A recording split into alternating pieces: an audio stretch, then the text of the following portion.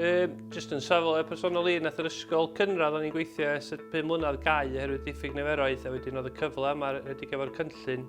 yn gyfle gret i fi gael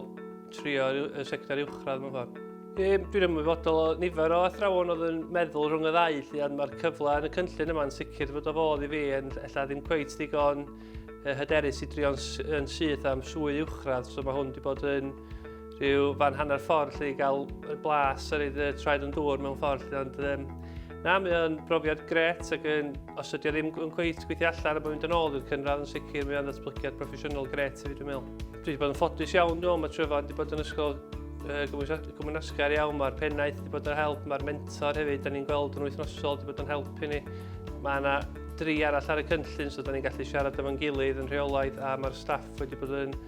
ddigon o help a gofyn unrhyw beth i helpu lle.